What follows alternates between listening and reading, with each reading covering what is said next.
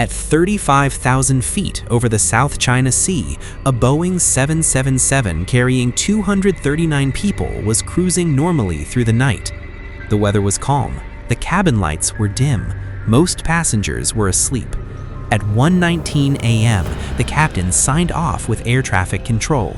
"Good night, Malaysian 370. 38 seconds later, the airplane disappeared from civilian radar. No distress call, no emergency code, no warning.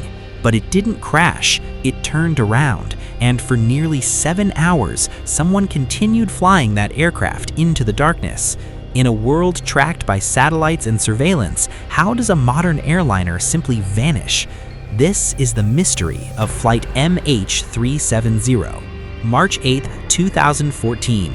Malaysia Airlines Flight 370 departs Kuala Lumpur just after 12:40 a.m., heading to Beijing. On board, 227 passengers and 12 crew. In the cockpit, Captain Zahari Ahmed Shah, a veteran pilot with over 18,000 hours of flight time. Beside him sat First Officer Farik Abdul Hamid, a 27-year-old co-pilot. Everything about the flight is routine. For the first 38 minutes, nothing is unusual. The aircraft climbs to 35,000 feet and cruises northeast over the South China Sea. Then comes the handoff. Kuala Lumpur Air Traffic Control instructs the flight to contact Ho Chi Minh Control.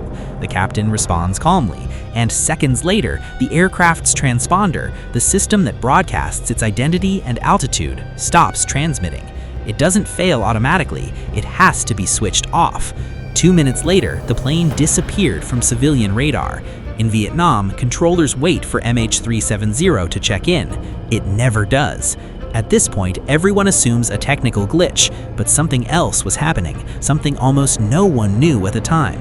Military radar was still tracking the aircraft, and what it showed was shocking. Instead of continuing toward Beijing, the aircraft made a sharp turn west, a deliberate turn. It crossed back over the Malaysian peninsula, then it flew northwest along established air routes.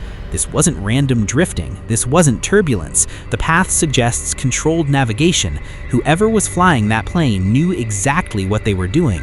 Even more unsettling, the jet appeared to pass between radar coverage zones, avoiding detection. For nearly an hour, military radar tracked it as it moved toward the Andaman Sea. Then it vanished again. Now imagine the cabin.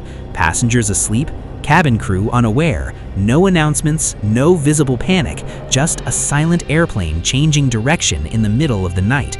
But the aircraft wasn't done flying, because although radar contact was lost, something else was still listening. High above Earth, an Inmarsat satellite was communicating with MH370, not through voice, not through messages, but through automated handshake signals. Every hour, the aircraft's satellite system responded to a signal from space.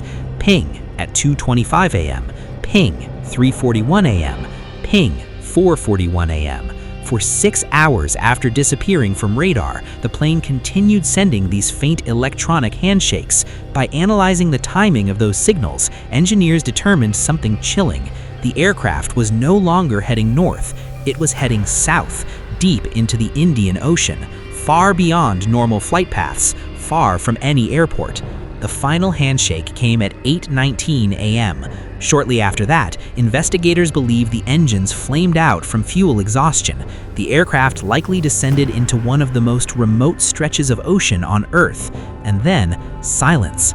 The search for MH370 became the largest and most expensive in aviation history. Ships from multiple countries scanned vast areas of ocean floor. Sonar mapped underwater terrain miles beneath the surface.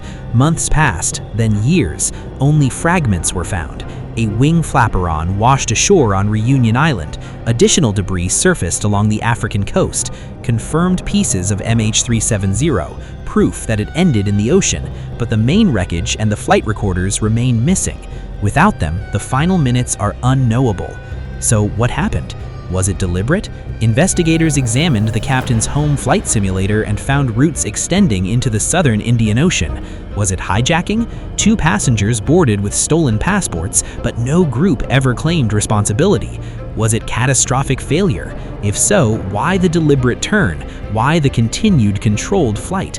Each theory explains part of the story, none explain all of it, and that uncertainty is what makes MH370 so haunting, because this wasn't an explosion, this wasn't a visible disaster, it was controlled silence.